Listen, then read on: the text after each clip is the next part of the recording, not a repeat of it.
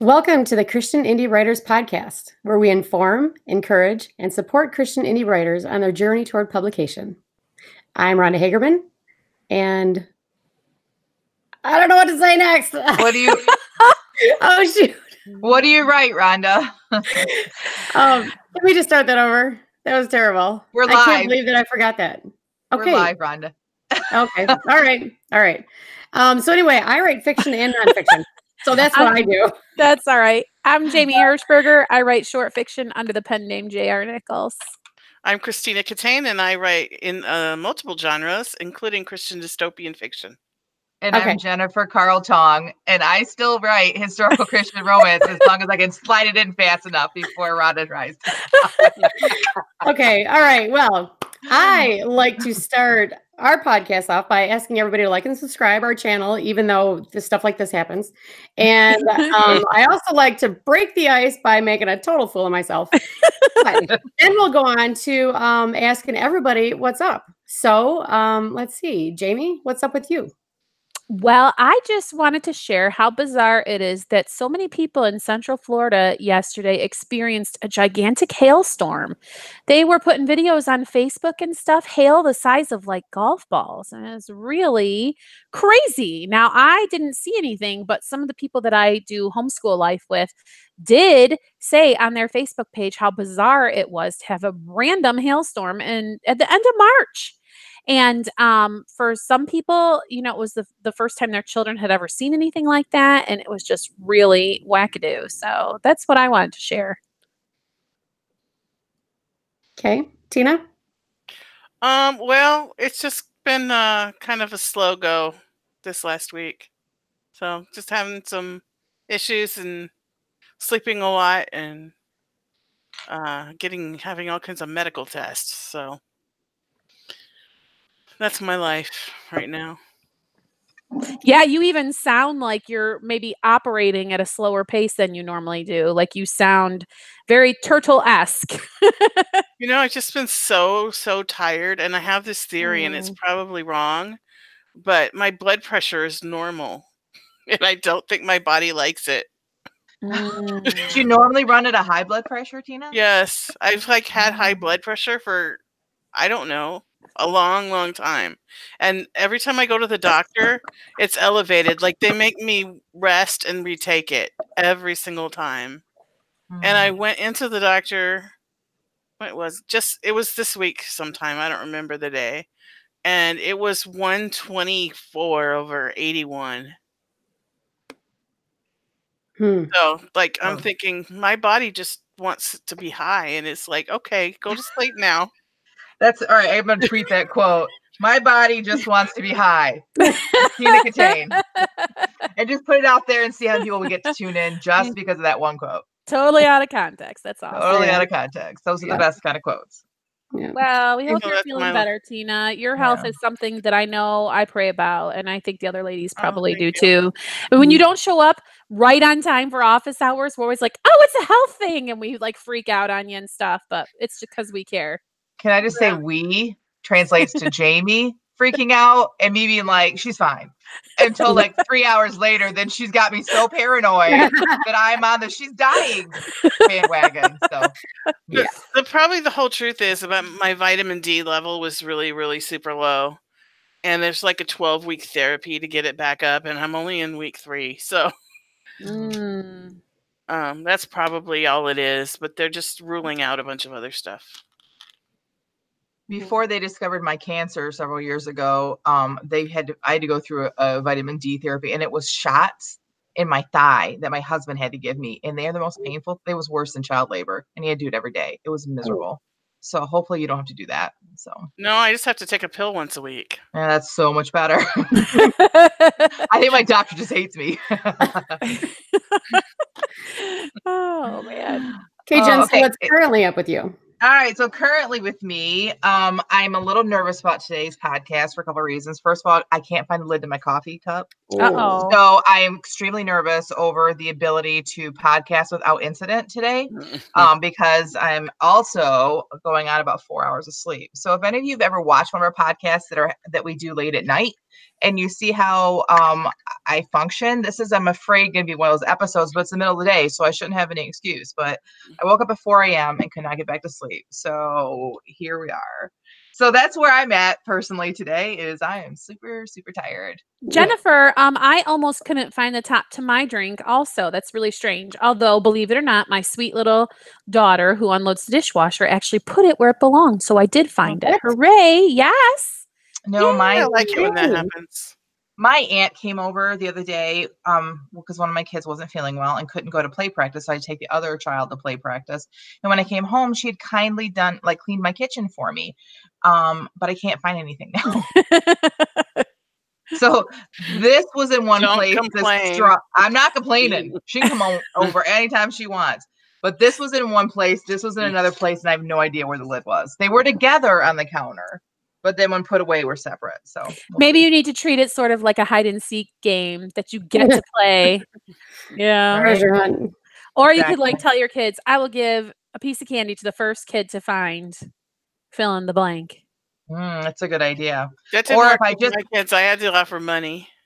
Or if I just get her to come over often enough, pretty soon the kitchen will be organized exactly the way she wants, and I'll just want her organization. So yeah, that's I'm okay totally with that. doable. Yeah. All right, Rhonda, what about you? Well, earlier this week, I finished a huge project that's been on my mind for close to a year, and it's done. For the museum? Yes, for the museum, and I am so ecstatic. I can't even tell you. So anyway, that's done, and I can move on to my second really huge project that's weighing me down, and hopefully that'll be done by April 11th, my deadline. So we'll see. Well, what is the nature of the projects? Is it something that would be of interest to people who might want to come over to the museum? I mean, you want to give a little plug for whatever you've got going on over there? I mean, well, there's a person in the community who's a distant relative. Actually, she's got close to 100 journals that were written in the late 1800s through the most recent one is 1922. And the people who wrote the journals, they're brothers, and they're my first cousins, 6 times removed. So there is a little family connection there with me, but they're so useful to the whole community that I just loved doing the whole thing. And one of the reasons that it took me so long is it was hard for me to discipline myself to not read as I digitize. But anyway, now I get to go through and crop the photos, and I actually get to read it and then transcribe them all into type. So I'll get to really delve into them now. Wow, what a great resource. I know that we don't have time today, but it would be really interesting to hear how, what is the process of digitizing something? Oh, sure. Yeah, I can talk about that sometime. Yep. But not today, because today we are talking about, we had several titles to choose from. I had a couple favorite. Yes, thanks to Jamie, as usual. And I decided that today is going to be Convince Me Why I Should Do Camp Nano. So Nano in November is a huge investment of time for everybody. And I try to do it every year. And sometimes I fall off, and a couple times I've completed it. So why do I need to do it in April? Okay, do you think that we should maybe recap what November is? I can do that. So sure, yeah. What we're talking about when we abbreviate NaNo, we're talking about National Novel Writing Month. And people abbreviate that NaNoWriMo, National Novel, right? And then we abbreviate it even further by just calling it Nano. And what that is during the month of November, you write an entire novel, which is defined as 50,000 words. So it's something like 1,600 and change of words per day, so that at the end of 30 days, you have a novel-length manuscript. Now, that's what NaNoWriMo is, and it's always in November. This that we're talking about is Camp NaNoWriMo, which is a different thing, and it happens in April. What is different about Camp NaNoWriMo, Jen? Well, it is supposed to be different in mindset as well as what you can choose to do. First of all, they don't Nano is this really intense 50,000 word, everybody, around the world's doing it. Camp Nano is more what they like to call a virtual writer's retreat. They want it to be kind of more relaxing. You get to pick what your goal is. You can pick a writing goal. You can pick an editing goal. Whatever will help you to maximize your creativity is what they would like you to do for Camp Nano. And it happens in April, which is coming up here in just a few days, and it also happens again in July. So that's the difference. But pretty much it's the same. You could choose to do 50,000 words again. Some people do. So do you have to do all the prep and everything that we spent all of October doing too for this? Define have to. Like, so many people do Nano without doing any prep, in November. I have to do prep for NaNoWriMo to be successful for me in November. As far as for April for Camp Nano, like I need to do some prep. I've not spent a month doing it, though. My plan was to do that. I have not done that. Well, and I think that that's a really good point because, like, so if you're saying, do you have to prep like you would for Nano, that's assuming you're going to write a 50,000 word novel, which if you can pick your own goal, that may not be your April goal. So if you're for Camp Nano not writing 50,000 words, then you wouldn't prep the same way that you would. And I think that possibly this is something that makes people not really embrace the April Camp Nano, is that the directive is not as clear. Like going into November, you're writing 50,000 words, but for you to have to like set your own goal, I think maybe makes it a little like, you know what I mean? So it's freeing on the one hand because you get to pick your own goal. On the other hand, it kind of keeps you from really knowing what's going on. And there's this other component of you now having to select a goal for yourself. Am I making sense? Yep. Tina, are you doing Camp Nano and are you going to prep for it? Or did you already? I haven't, and I don't know if I'm going to do it or not. I haven't made up my mind. All right. What's holding you back? When we discussed having this podcast, I decided I'd make the decision during the podcast. Okay. All right. So you and me are like put it on the shelf. Right. Okay. All right. So where do you stand, Jamie? Let's see where everyone stands right now. And then by the end of the episode, we'll ask again. I'm standing right now on I don't know why I have always been resistant to participate in Camp Nano. Like I have not ever been like, yeah, that's for me, or even like, I want to do that. And I can't figure out why. Although as I'm sitting here, I think I'm realizing that I'm just a little bit clenchy because November does not feel good to me. I don't like all of that pressure. I don't enjoy feeling like I've got to get these 50,000 words. You know what I mean? So I think I just have like reflexive anxiety, even though it's totally a different thing. So I think that's where I stand right now. How about you, Rhonda? Where are you at on the whole thing? I'm letting you guys convince me to do it or not do it. Because like I said, November is a huge commitment for me. And I don't know if I want to commit 2 months of the year out of it. But I mean, if I can set my own goal, I don't know.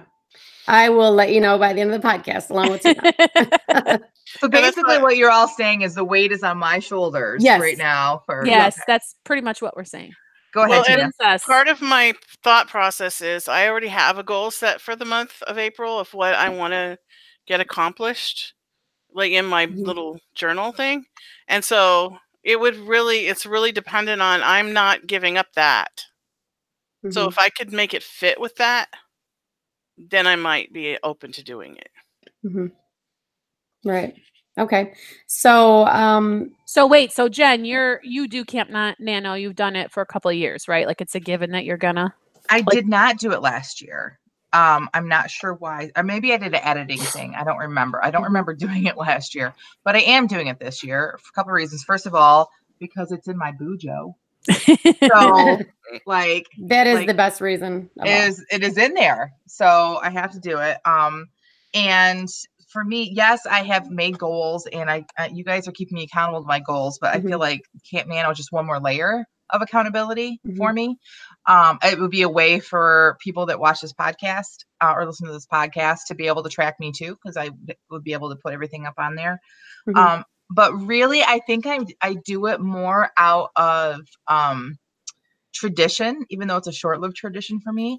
But let's go back 2 years. Let's do some time travel, ladies. 2 years ago. Oh, I feel so much younger. I know. Oh, seriously, if I could even have 2 years back, I think I'd be happy right now. 2 years ago, we were a new writing group. We'd been getting together less than 6 months. And we were fast becoming friends, the 4 of us, and there were 3 others. And all of a sudden I had this idea as I was reading about Camp Nano, and I messaged you guys and said, what if we actually went camping? What if we said that Camp Nano wasn't just online? What if we actually made our own retreat? And so we talked about a couple different ideas, and all of a sudden Rhonda said, well, I have a house up north. And we're like, what? And we ended up going to Rhonda's house up in the Lower Peninsula, but the very upper tip of the Upper Peninsula on Lake Huron. And we spent a couple of days, 3 days, 2 nights, I think it was, up there writing. And I have such great memories of that. And because of that week, right here, baby, this is Camp Nano. This is not a Nano project. This right here is a Camp Nano project. I made my goal 30,000 words, and I reached those 30,000, I think, while we were still at your house. And of course, the novel wasn't finished at that point, but it was pretty darn close. And so for me, it's more like it's worked for me in the past. I kind of get nostalgic when I think about it, and I can't wait to start this next book. At Camp Nano. And I wish we could go camping somewhere, all of us again, but I know that it's kind of impossible for Jamie to get up here. But yeah, so for me, that's kind of part of it is that it's worked for me in the past. It's another layer of accountability. And I just want to kind of keep up the tradition. Well, and then I wonder, can't you just take whatever goals you currently have and make those your Camp Nano goals? And so you're just kind of the only thing you're adding is reporting your progress to your, what do they call it? Like bunk mates or something? Yeah, you have to make a cabin. Yeah. Okay. And so really, if you just said, my Camp Nano goals are, and you just read them off of your current goals for the month of April, then I don't really see how that's too much of an extra burden or commitment. And I suppose whoever is in your cabin might be inspired because if you have already established a habit and you'll meet your April goals because you've already established a habit, then that's only going to serve to inspire the other people in your cabin, correct? Yeah, I mean, I agree with that. But I think that possibly the majority of the people that are watching this podcast aren't as scheduled out as I am, or maybe as we are. And so maybe I was 2 years ago, I was not like this 2 years ago. 2 years ago, I was like, oh, Camp Nano. Yeah, let's do that. And I planned this out. I made my very first isolation booth over here and took it with me. You guys teased me up there on the drive up there. Tina and Jamie were in the car with me and helped me through some plot points that I was some sticky points I was having. It was a great conversation. It really inspired me. I got up there. I put my booth in front of me where I couldn't see anyone when it was a writing sprint. That's why they call it the isolation booth. And it all just kind of came from that. But before then, I didn't have all that. So I think a lot of people watching this could use that accountability, could use that, okay, this month I'm really focusing on it, because before you get to the point where you realize I can do this, before you reach that first finish line, I think there's so many of us that struggle with fitting our writing in. That's what I did. I would fit my writing into everything else. And now it's nope, this is my writing time and it is my job and I do it. So I think that my perspective and your guys' perspective might be different than a lot of people that are watching this. So I would encourage somebody who is struggling to get across the finish line, or somebody who doesn't have a really good set schedule for their writing, to try camp out and make it a more realistic, reachable goal for you. And so you can experience some success this month. Right. Yeah, that with what you were just saying at the end there about scheduling, with the office hours that we've started doing, we spend approximately 8:30 to 11:30 every morning being accountable to each other, looking at each other's screens or faces, screensavers, whatever. And that actually helped me be more productive than Nano did in November. And so I thought, what is the point of doing the camp? Because I'm already taking up that time working on writing and promoting and that sort of thing. So do I have an extra couple hours to do Nano? I mean, should I just put all of my, are you guys going to put all your social media and all that on hold? I don't guess I understand. Like with Camp Nano, I guess I don't understand why you would either have to add more writing time or change anything that you're currently doing other than reporting your progress to Camp Nano. Am I wrong? Like, why would you have to make this more work than you're already doing? So, I mean, the argument is if you're already happy with your writing schedule and the progress that you're making and your career and everything, what is the point?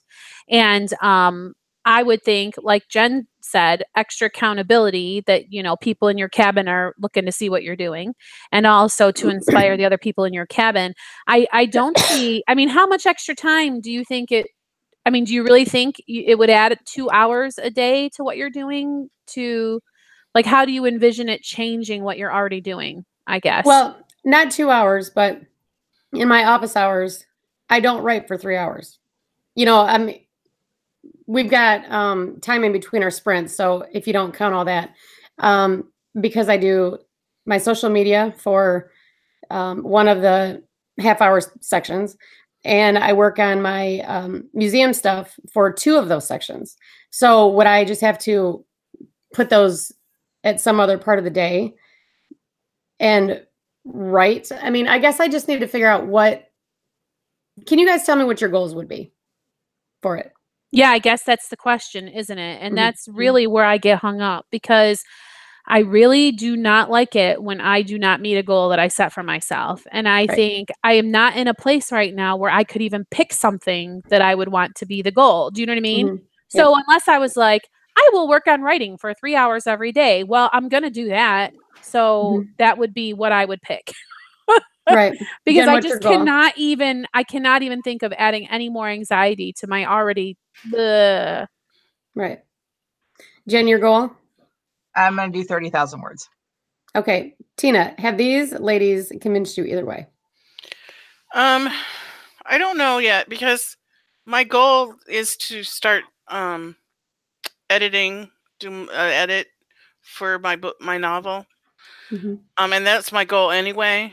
And so I guess what I'm thinking is, okay, if I say this is my goal and I was going to do it anyway, do I really need the extra pain in the butt? I don't know however to put it, of having to go on somewhere else and say I did it. Well, how are you getting accountability right now? Through office hours. Right. Well, I have to say that we are not really great at being like, you know, you only came to office hours 2 days this week, Rhonda. And like, we are not really being super like, you know, I mean, all of this ends up being self-accountability, doesn't it? Because I mean, you know, we're not like finger shakers at one another, and we're not even, so, I mean, I don't know, like, ugh. Okay, so let's do some pros and cons. So I would say the con right now is just the extra work of logging in and writing your words down or doing whatever. So that would be the one con that I'm getting so far, because we're all already committed to doing something for our writing through the month. So let's talk about some pros. So I probably could use the refocus on getting a certain number of words out every day, because I get a little bit lax. I mean, I do try to write every day, and so that would be a big pro for me. That would be one reason I would do it. And I am very goal oriented. So like Jamie was saying, and I do like the community. Our community here, I love, and our extended community with the other 3 who aren't involved in the podcast. But then I also do like the forums on Nano. There's just a different spirit about writers. It's like a holiday, I suppose. Okay. So Jamie, do you have a pro? Like I said, I do think it can be very encouraging for other people who are in your cabin to be like, yay, we're all moving forward. Look, look at how much we've done, and you can get a lot of atta girls. Words of affirmation is high in my love languages ranking, and to hear people say good job, is very much a pro. Yeah. Tina, do you have a pro? I suppose it would be maybe networking. Like if we all just got a cabin together, I feel like that wouldn't really be accomplishing anything for me. That's a good You know point. what I mean? But to maybe have some contact with some other people and poke my name in the public eye. That's a way to put it. Like they say on, do you remember on Pinocchio and that guy that was trying to get him to like be an actor? Said, and then he told Jiminy Cricket, he said, and he wants to poke my name in the public eye. I love your Jiminy voice. That's great. Stuck with me. Well, and I did think of another pro, and this is me being so altruistic and so charitable. But if you like NaNoWriMo, if you have a soft spot in your heart for like the organization, participating in Camp NaNoWriMo does bring awareness to the whole thing, and people who have not ever heard of NaNoWriMo before may become supporters. So, by participating in Camp Nano, you are funneling a whole new bunch of people into the nanosphere. Okay. So Jen, you're already a big champion for both nanos. So give me your number one pro. My number one. What is the number one reason that you do it? It gives you, for me, it gives me a set time period to accomplish a goal. I'm really great about writing down goals and I can try to keep to them, but like my February goals, I didn't quite meet them. My March goals, I'm slacking a little bit on the March goals, and here it is almost April. April, I have to get them done. It's Nano. Like it's just something that switches in my head. Like I have to get that 30,000 words done this month. So for me, it gives me kind of also a parameter for my year. In November, I'm going to write 50,000 words. I know I'm going to write something in April and I'm going to write something in July. So it kind of helps me also to kind of like give myself a writing calendar for the year and plug everything else in between it. So for me, it's parameters. Yeah. And see, we are all at such different places, like Tina's saying, she's going into a phase of editing. And so like, it doesn't necessarily have to be a writing goal. Right. But if it is, like Jen said, that you're putting out a manuscript in April and November. Yeah. I mean, like for me, like I have to make it a writing goal for me personally, because then I know I'm writing at least 3 books a year. Like that makes me write 3 books a year. And if I write 3 books a year and in the other months, I'm really focusing on doing like finishing up the writing and doing editing and book covers, then the next year I'm publishing at least 3 books a year. So it comes down to, for me, keeps me accountable. Okay. All right. Well, I think that I've heard all that I need to hear about this. And I think that maybe this year I will do camp. It'll be my first year doing camp. And I guess this year I'll give it a try. And then I'll let you know at the end if I'll do it again next year. Yeah. I mean, maybe our first podcast in May should be like, what did we think of the experience, or kind of something like that, right? Like we could revisit the topic because I mean, I don't see any I have actually gone through the process of like joining a cabin, but then I don't know what it is about it. I had no desire to go update my goals or whatever. So I'll also be willing to give it a try. I will just put in there my goals that I already have and just report there and see how I like doing it. And I mean, why not? It's only an additional 5 or 10 minutes a day or whatever. I mean, yeah. Right. Okay. So that's 3. Tina, are you in? Oh, fine. All right. Tina is always the one that's like, oh, all right. What are you girls making me do now? Yeah. The peer pressure is too much. Yeah. Yeah. Okay. Well, I think that we should wrap this up then, because I think that today, after we feed our backs, we need to spend a little bit of time in the accountability corner, because I'm just getting that feeling today. So Can we move on to feeding the bags? Before we move on, I just Okay. want to make an announcement that while you girls were tossing around the pros and cons, because I already made up my mind, I created a cabin for us. Oh. So there is a Christian indie writers cabin. I will tweet the location for people to be able to join the cabin. Anyone out there that wants to join us, we'd love to have you. I think I should be able to tweet it. If not, private message me on Twitter and I will get you into our cabin because it'll be fun. Because I'm gonna be there. It's gonna be a blast. And I have to say, based on our time up north, I think the teasing is integral. Yes.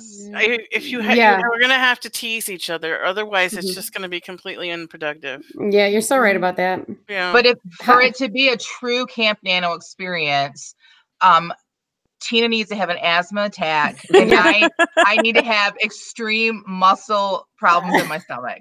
Yeah, how are we going to play Dutch poker over that? I don't know. We have to figure out a way of doing this. And we have to find somebody else to kill besides the pizza guy. Oh yeah, he's too far away.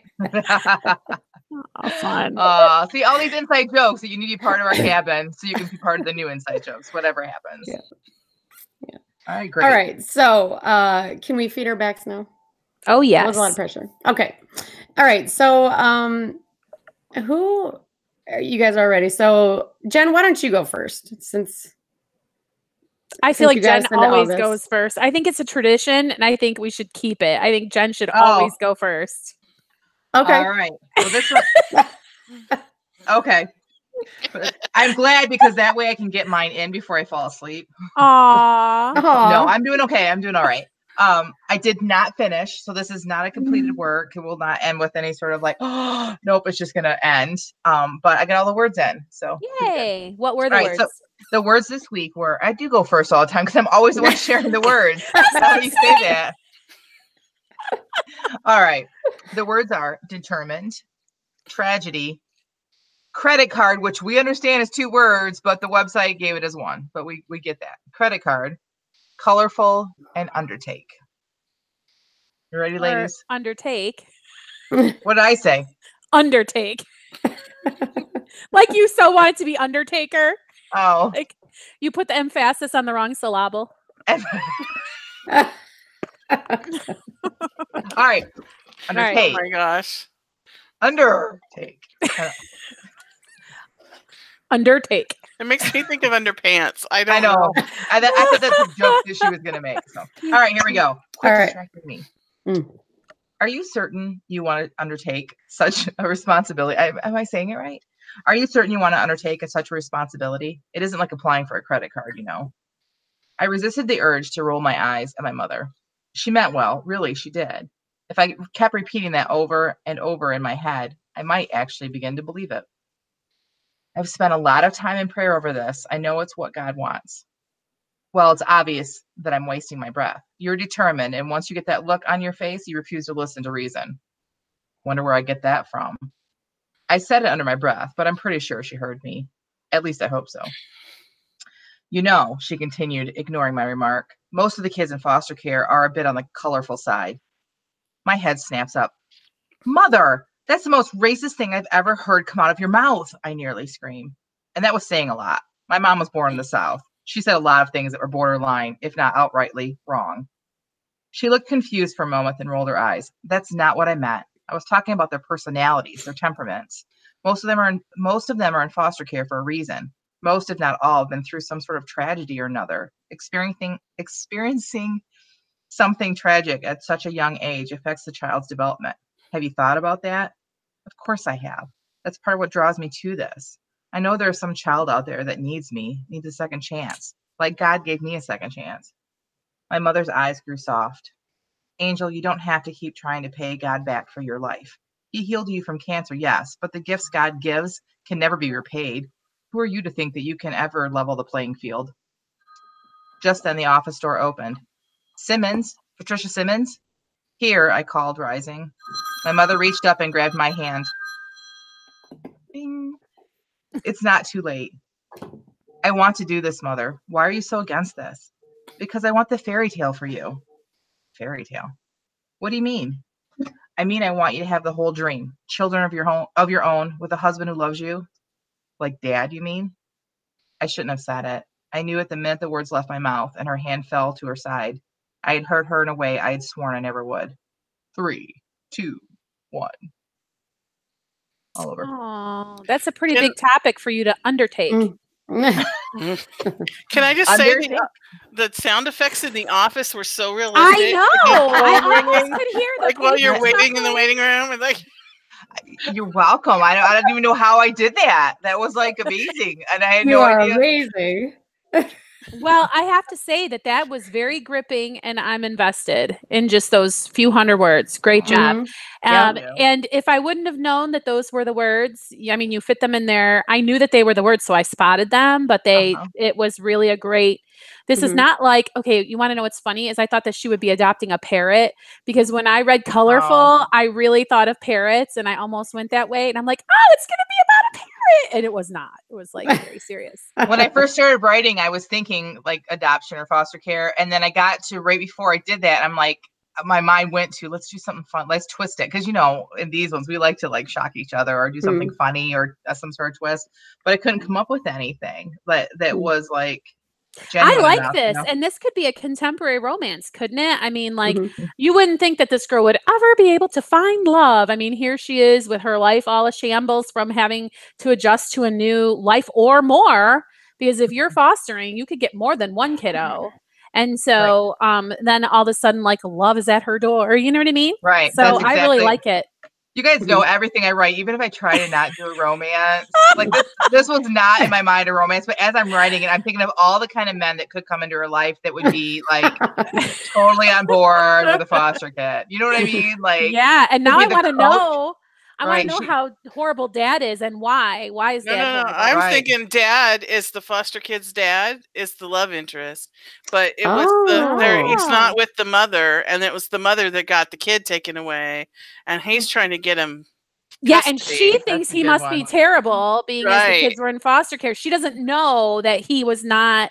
Whatever. That's really great. And then he can win the kids back, and then she's fallen in love with the child, or exactly. Yeah, that's a good one. My thought was she's gonna get a junior high boy, which is so outside of her comfort level because she's an only child woman, and she doesn't know what to really do with it. And then here's this coach at the middle school that kind of takes him under her wing. So I was kind of thinking along those lines. So either way, it's good. I kind of like it. So. Yeah, those are a bunch of good story ideas. Yeah, I really, as I'm writing this, I'm thinking, oh, this is just for today. I really am never going to continue this. And now after we're talking, I'm like, oh, where am I going to fit this in my writing schedule? Yeah. Camp Nano. Awesome. Okay, well, since we're making you go first, how about every time you get to pick who's next? Since I picked Jamie. Jamie always goes last. Jamie, you're next. No, I should have kept my mouth shut. All right, let's see. Oh yeah. Where is it? Where is it? Hold on. It's here. I know we're live and it's like no time for you to be farting around. Okay, here we go. She just said fart live on. Well, yeah, I mean, that'll get us some male listeners. Yeah, and my dad jokes. I was just thinking like emphasis on the wrong syllable. Such a dad joke. Okay. Now I regret using my son's name in this story, and you will see why. And also, I'm wondering if we can if we use one of the words as like a theme for the piece, can we count it? Okay, here we go. Zachary licked his lips as he peered over the edge of the counter at the colorful gummy worms encased in their clear plastic packaging. It was so hard to wait for the clerk to return his mother's credit card and shove the candies toward him, but he managed. And finally, the prize was his. He tore into them immediately, ignoring his mother's scolding, "What have I always told you?" She didn't like him eating and walking, wanting him to be fully aware of the crazy idiots as they crossed the parking lot back to the waiting car. But today, there would be no crossing the lot. Just as he had opened the package and inhaled the aroma of artificial fruity goodness, a man entered the store with a gun the likes of which Zachary had only seen on his big brother's video games. Nothing at all like Daddy's hunting rifles. Bigger, scarier. His mother shrieked and grabbed him backward. He almost fell, but managed to hang on to his gummy worms. She pulled him backward down the aisle with the ATM machine and motor oil and windshield washer fluid. The man followed, growing seemingly larger as he came closer in his hastening pursuit. Zachary thought the man must be a giant. Before he knew what was happening, his mother had backed the two of them into the bathroom, screaming as she shoved the door closed and depressed the lock button. There was the sound of yelling voices. Zachary looked down at his hand still holding the candy, his nostrils filled with the smells of dirt and urine and room deodorizer, and realized he no longer had an appetite for gummy worms. He crumpled the package and put them into his pocket. His mother was crying out loud prayers to Jesus. Zachary knew she was afraid. He felt afraid also and wondered that he himself did not cry out as his mother did. He felt instead frozen inside, like crying out would not be possible, even if the man with the big gun were to somehow get inside and shoot his mother and then turn the gun to him. He started to shake, trembling badly as he had done when he had gotten that bad fever a couple of months ago. He felt sick now as he did then, but back then he had a sore throat and a headache, and this sort of sick feeling, like someone had replaced his stomach with a giant rock. There was an explosion. Zachary's arms went up reflexively, and something sharp went into the back of his arm. He cried out now, clenching his eyes shut. He did not open his eyes until he felt strong arms scoop him up and start to carry him away. The person carrying him smelled like a man's sweat and like the cigarillos his big brother and his friends smoked when Mama wasn't looking. Mama, he cried out, his eyes now open, frantically searching for her familiar face, but he could not see her as the man was now moving him back up the aisle past the motor aisle and the cotton gloves. 3, 2, 1. Oh my word. Yeah. You should Wow. have gone last. Oh my gosh, Jamie. Yeah, now I see why you wish you hadn't used Zachary's name. Yeah. And Is that this- definitely has a theme of tragedy. Yes. Yeah. You guys got both of my clues. So is this Jennifer's foster child's father? Wow. Kidnapping his son? Yeah. Yeah, like who is this guy and why is he taking Zachary? And like so many questions. Are you Mhm. gonna finish this one? Well, I have an ideal for it, so I don't know what I'm going to do with it. Like Hmm. I think I know where it's going, but we'll have to see Put it in the Yeah. filing cabinet of possible. Yeah. No. That was Keep it out very- today and finish it today. Don't put it away. What are you talking about? Shut your mouth, Tina. Yeah. That was very intense. It Yeah. was. You have this way, Jamie, of like I love your characters. Like they're always like so like you feel like you know them already. And this you took your characters, I could see them, I could feel them, but like you made it so intense. It like makes it so much worse when you can like you know the characters, like you feel like you know them. Like that was, and then by worse I mean that in the best possible way as a compliment. So Yeah. yeah, well Yeah. done. Wow. Well, to me, it kind of feels like a prologue, and then like Mm. fast forward to Zachary has grown up, and what is his life like now? Because Oh yeah. he was little. If he's obviously too little to see over the counter, he's little, and Mhm. scooped up like in one arm, kind of little. So, what does he think is the truth and the reality of everything, and versus opposed to what he really finds out later? So, Mhm. that's how it felt to me. And because I really am not interested in writing, 40,000 words of a little boy who's been kidnapped. Like that does not feel good to me, Right. right? So, Was this inspired only by the words, or did you kind yeah. of have that theme? Mhm. Yeah, it was the words. Yeah, the colorful gummy worms and I don't know if it was the tragedy, maybe the word tragedy. Because I thought I would get all the way to like some death or something. And then, police people would be able to say, "What a tragedy." Like that was how I thought I was going to figure the word in. No, not in 15 minutes.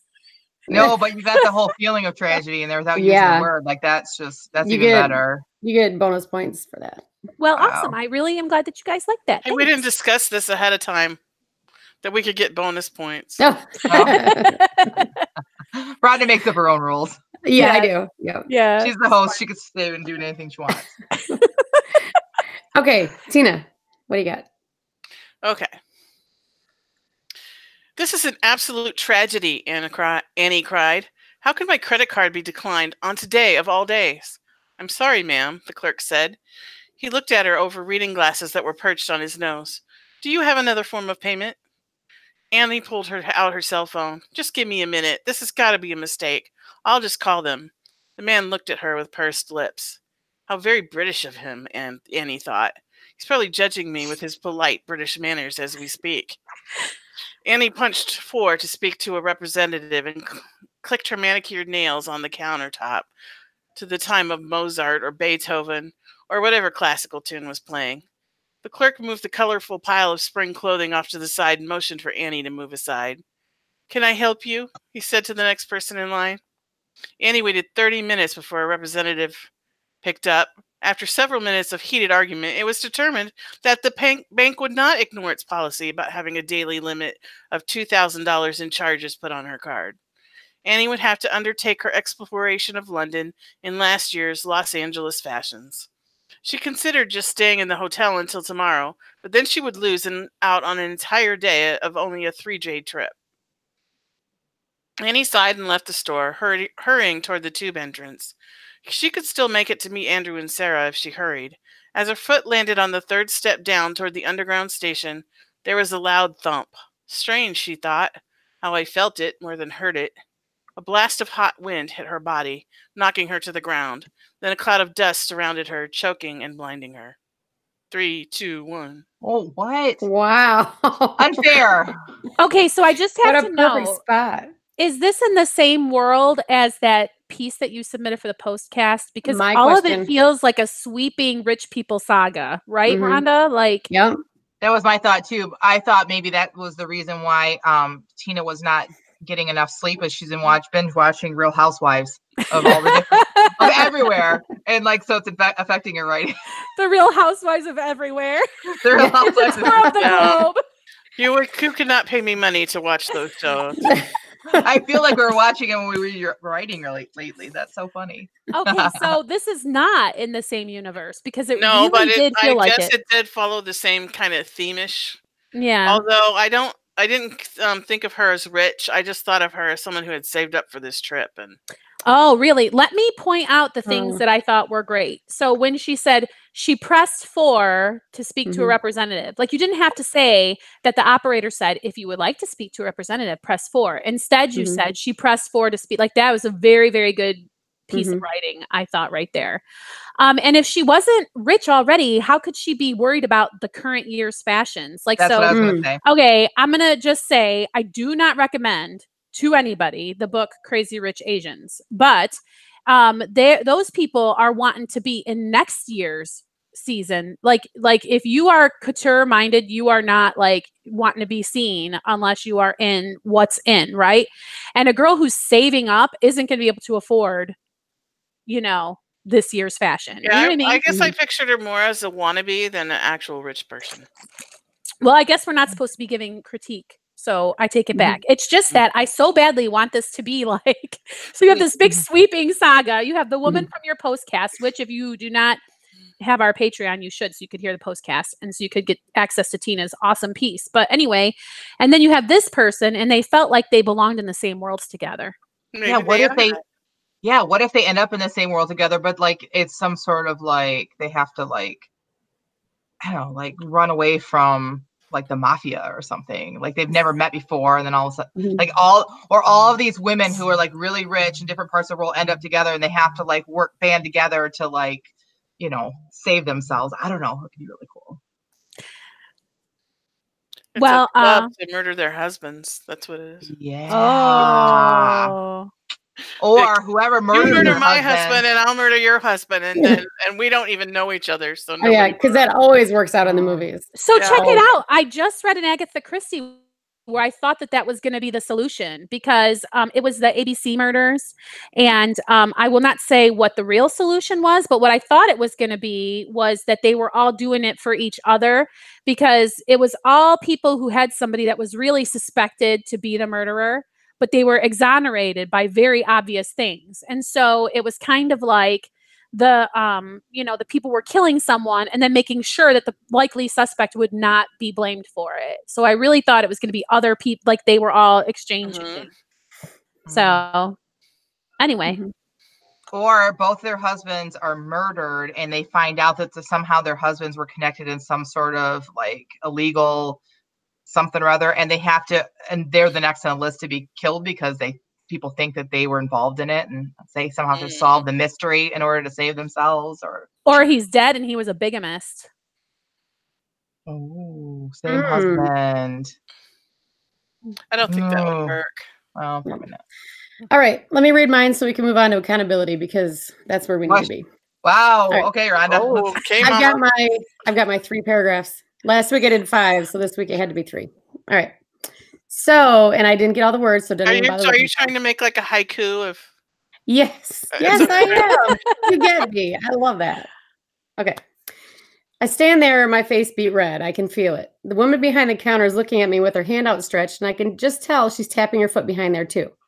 Hang on. I giggle in that way I do when I'm nervous. Let me just stall. I complete the sentence in my head as I dig through my purse. I know what's in there, I say. Her face doesn't change. Where is that stupid credit card? I remember. Oh no. I almost shrieked. Then I looked down at my adorable little niece, who has one hand gripping a balloon and the other gripping the corner of my jacket. It's in a block of ice in my freezer at home. Tears spring to my eyes, and my heart tries to beat out of my chest. I was so determined to make this a great day for little Lexi, and now it's ruined. I look through the tears and down at the 59 cents in my hand, then at the unfriendly face behind the counter. I'm sorry, I can't buy it. Then get a move on, lady, the cranky man behind me snarls. I take Olivia's hand and lead her away from the counter. When we're out of the way of the other people who are in line, I kneel down to her eye level. Honey, I'm so sorry I couldn't buy you an elephant ear. I just didn't bring enough money with me. That's okay, Annie. Can we go to the teacups again? She was already pulling me toward the ride. That's it. I didn't want to end there. I've got so much more to say to this scene, but this is my same character that I'm writing every week for the same book. I love that she froze her credit card so she would not use it. That is so awesome. That wouldn't work for me. I would memorize the number and be able to like use it online anyway. Oh, yeah. I could relate to this character, not about the freezing of the credit card, but unable to find the credit card in my purse, even though it's there. Like I am constantly that person in line. It's here, hold on, and I can't find it amongst like, you know, loyalty cards and insurance cards and whatnot, receipts. So I was like, that's the direction I thought you were going in. I'm like, she's seriously following me. I think it's my life. Yeah. I think it's really great how both Rhonda and Tina depicted a clerk that we all know. So like Tina's clerk is with this British accent that you just assume that this is a sniffing, stuffy British person, which sorry for anybody who's British who is not sniffy and I'm just saying. And then with Rhonda, it was like probably tapping their foot and you know what I mean? So I love how each of them painted a picture of a clerk for us that was just irritated with them. Agree, but I saw Tina's clerk as a handsome man because we'd had the discussion right before we started that a guy with a British accent doesn't have to be that attractive, but his accent makes us like, hey, Benedict. Yes, you're handsome because you speak well.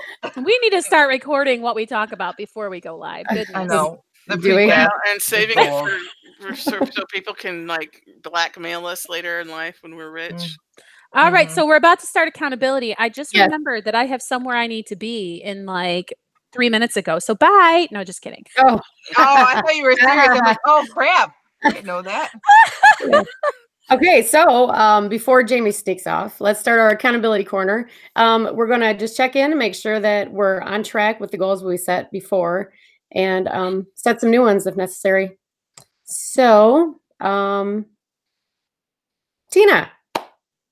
Oh, I get to go first for accountability. Yeah. Never anything else.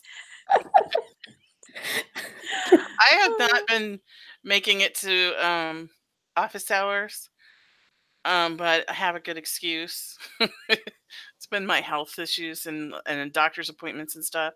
But I have been doing some writing, so I just want to continue.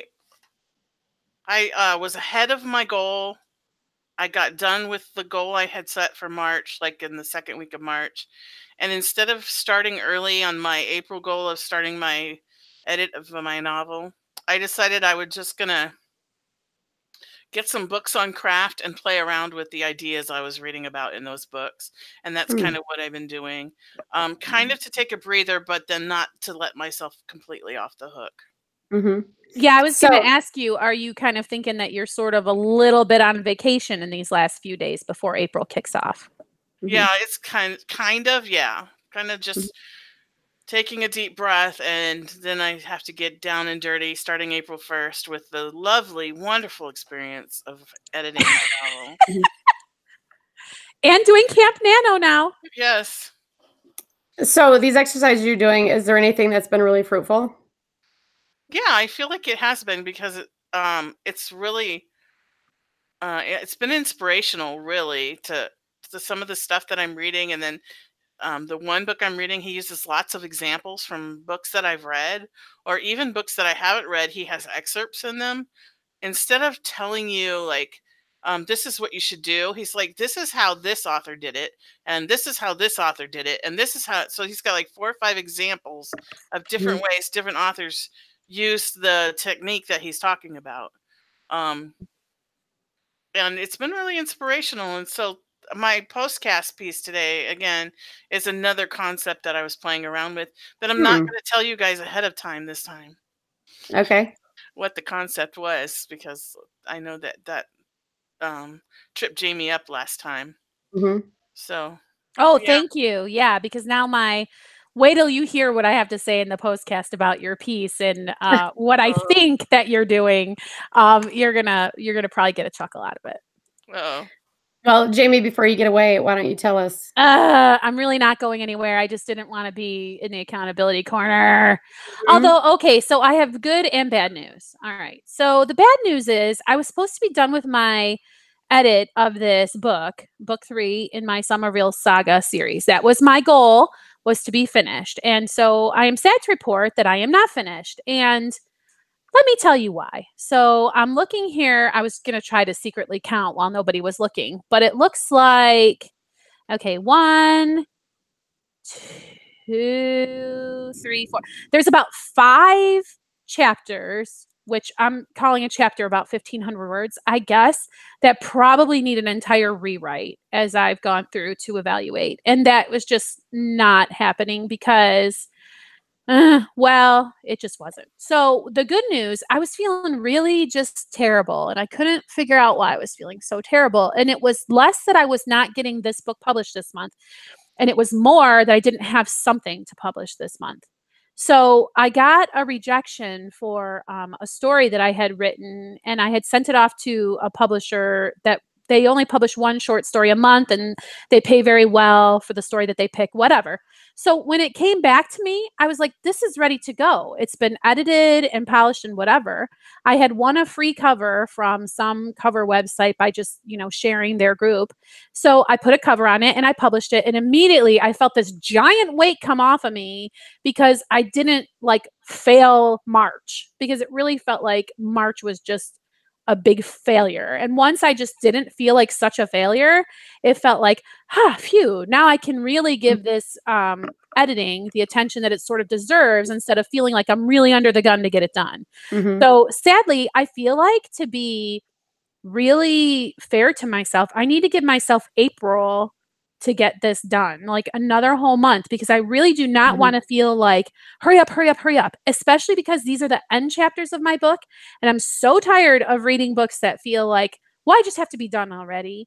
And that's how the ending of my book feels right now. It's like a paragraph this big to talk about like 20 years. Like, that's not going to cut it. So Mhm. there has to actually be writing that happens. So I'm giving myself April. Now, whether Mhm. that means I'll publish something in April, I don't know. That is not going to be Mhm. my Camp Nano goal. My Camp Nano goal is going to be my word count, which I'm hitting consistently all the time anyway, because I Mhm. just really need to like not be so freaked out. It just Mhm. does not feel good. Okay, This should be now, fun. can you explain why you felt like a failure? Was that for your own self-made goals, or are we putting too much pressure on you, Yes. or are No. we? Okay. No, it was my own, like, I wanted to have I don't know how much algorithms even make a difference in how you sell on Amazon. Like, I mean, Mhm. people have theories and this and that, but if you want to be regularly and consistently publishing to Amazon's platform for them to feel Mhm. like you are making money for them, whether Mhm. or not your stuff is selling, the point is you are like active is the idea. And I Mhm. didn't want too much time to go between publishing this one and then publishing something else and then publishing something else. And Okay. so when I realized I was not going to get this book 3 done in March, I feel like, oh, I'm going to lose all of this supposed traction that I have, which is Mhm. possibly even imaginary traction that I don't even have. Mhm. Right. So it was just a bizarre thing that I was doing to my own self. Like, so I was Okay. telling my husband, when people talk about, oh, I'm going to write and publish, they don't understand. And it was Jen and I were talking about like the head games and the pressure and the mental stuff that is all involved with this. It isn't just like putting words into the screen and pushing some publish button. People who don't write, I think, don't really understand it. Mhm. It's like there's a lot of personal stuff that you have to go through as well. Or I'm just psycho. There's always that. That is also a prerequisite for being an possibility. author. You have to be psycho. Oh, goodness. Yeah. Okay. So is there anything that we can do to keep you accountable, or just daily ask you how you're doing, or what do you want from us? Yeah, I mean, this is great. Like, these check-ins are great. Us talking during the office hours has been really terrific, and I have made progress. It isn't as though just because I didn't get through my first draft, it it doesn't mean that I didn't, like, I rewrote I had to change a whole like plot point in my story after some things I discovered about like research things that I did. And so like I'm moving forward, I'm making progress. I haven't abandoned or quit writing or whatever. So I think that where we're at is a good progression. I just really am reporting a release of the dam. I just feel a lot better now. Okay. All right. Well, Jen, you said you had a rough month. I did. I mean, I think that it's not because I'm not showing up. I am showing up. My butt's in the chair, even on days that like I'm not online. I'm working every single day, moving my career forward. I'm just getting kicked really hard in the behind by book 3.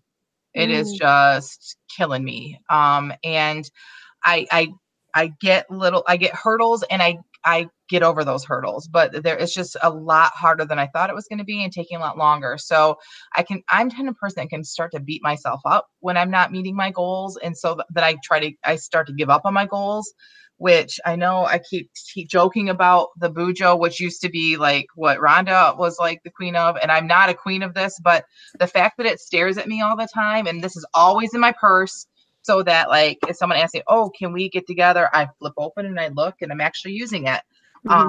But the fact that it's written down is a lot of pressure, because I'm looking at this now realizing, man, I am way behind in the Phoebe novel. But honestly, if I hadn't written down, I think I'd be farther behind. So I have probably, if I look at this one here is my isolation booth for book 3. And if I look at it, I really only have like 3 chapters to write. Like some of the other ones that I've written and I've added, I've moved things around, are still kind of rough, but that's not the stage I'm at right now. Like I'm not at the polishing stage. I'm at the let's get this thing finished stage. So I really only have about 3 chapters left, and I just have to but they're painful chapters. It's not sprinting. This is crafting at this point.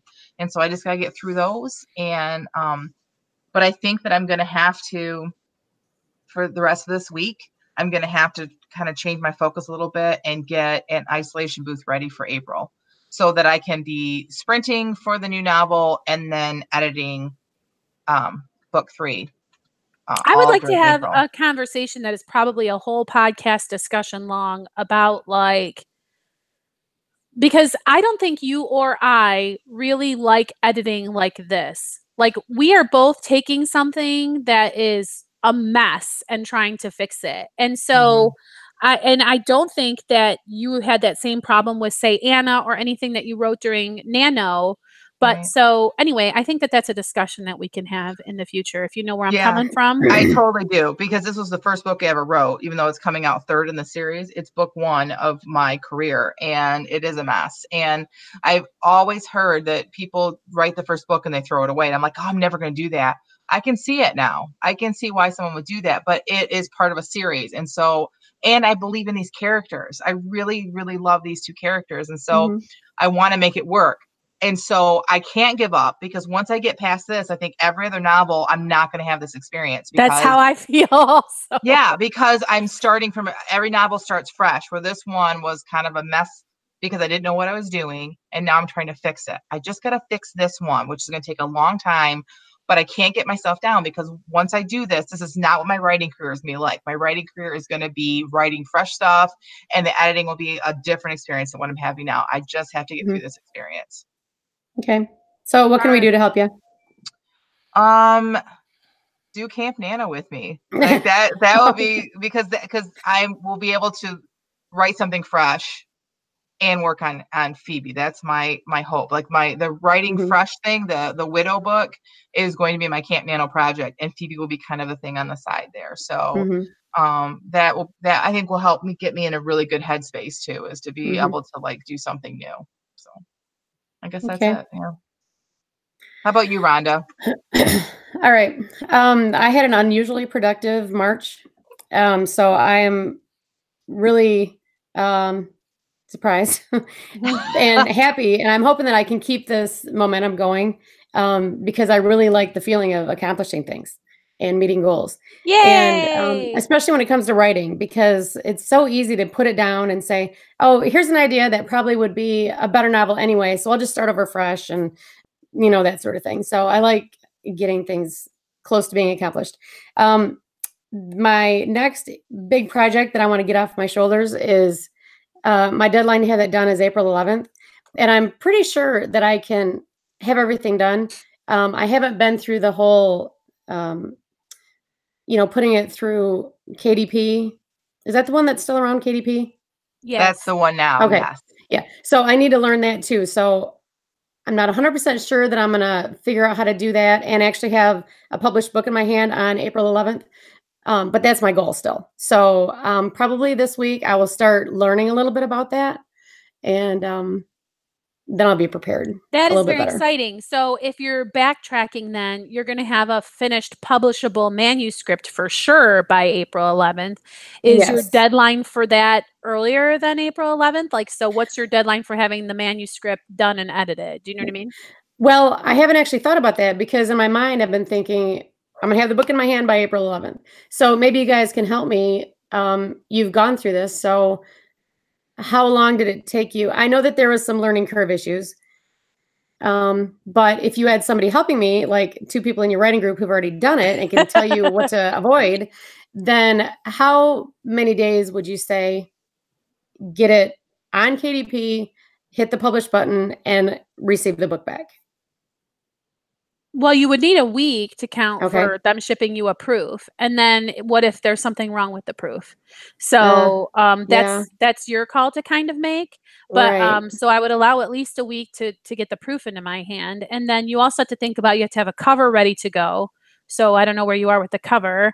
And then of course the edited like manuscript full in your hand. As far as learning how to do the KDP stuff, from what I know, like that will not be a thing. It is really not a thing. It's just kind of more of like a pain. Like I ran into issues with like my cover. They're saying it's not the right dimensions. And then I have to go back into GIMP, or like you would not have those kind of issues that someone like me would have. Right. So Right. as far as figuring out Create Space, not Create Space, it's KDP now. You will not have issues that way. And Jen's philosophy is going to be all different because she's going to be thinking like you should be marketing and promoting and all that stuff kind of now, right? Because her launch strategy is more like the self-publishing formula, right, Jen? Yeah, because I don't publish as quickly as what Jamie does. Jamie is on a fast track to do once a month and then use the algorithm of Amazon, where mine is more about building a readership and, promoting it through a reader group and getting advanced copies out there so that there are people ready to give me a review. And so for me, I would have to be farther, like if I were you in your position, I would not be able to publish by the 11th. Okay. Mine's going to be a little different simply because I'm not so much worried about Amazon sales. I want to have the book to put into, this is a nonfiction book based on the life of a family here in town. And it's, fact-based, and it's for the museum and to be a fundraiser for the museum. So I'd like to get it published and make, I don't know, maybe 20 copies to begin with, maybe 20 copies at a time or something. And then get it on Amazon to get sales that way too for the museum. So I'm not so much worried about a fiction base of readers. Right. So that's not my, And so you're not purchasing an ISBN. You'll just be going with through KDP to do your paperback publishing and purchasing copies from them, the whole bit. So Yeah. that will save some time too. Okay. I'm trying. It takes for me. It seems like it takes Jamie a lot less time to get her manuscripts approved by KDP. It takes me sometimes up to a day and a half for them to say it's publishable or it's ready. So is that because your stories are longer than hers, do you think? Possibly. I don't know. Maybe. That would be my guess. Yeah, maybe. I don't know. I've only done one. Jamie's done a lot more than me. So. Oh, well, also, aren't you coming over from Ingram Spark instead of no, I do it separate. Ingram Spark is how I produce for iBooks, Barnes and Noble, Kobo, but so that's Ingram Spark, and then I do everything separate for Amazon. I do everything through Amazon. That's why if you order a book through Amazon and you order a book through Barnes and Noble, they look a little bit different. The color is a little bit brighter through Barnes and Noble and just a little bit sharper, just because it's completely different. Okay. All right. So yeah, I will, to answer your question, I'm looking at my calendar right now. Today's the 28th. So I'm going to say by next Wednesday, I'm going to have the completed copy in my computer that I can put into KDP and start messing around with that. And a cover. And a cover. Yep. So that's good, because then on Thursday we can talk about it on the podcast, and you can report. You can report your success. Okay, let's hope I can. All right. Okay. All right. So that's it for everybody. It's onto our postcast. So let's see. After we leave here, we're going to start a postcast. So if you want to join our Patreon, what we do over there is we all submit a piece a few days before the postcast, and then we give a full-on critique. And this is our actual writing group in action on our postcast, which is through Patreon. So we'd love to have you join us over there. And does anybody have any last comments before we say goodbye? Nope. All right. Although nope, I guess, is a comment. Just tweet me at Jen Carl Tong at Twitter, and I will get you into our Nano camp. All right. We're all so excited. I am. I know. It's fun. Yeah. Yeah. All right. Well, then this concludes our Christian Indie Writers podcast. Join us next week with a fresh topic. I don't think we know what that is going to be yet. So anyway, till next week, may your pen be prolific, your deadlines be met, and may all of your words honor Christ. Bye. Bye.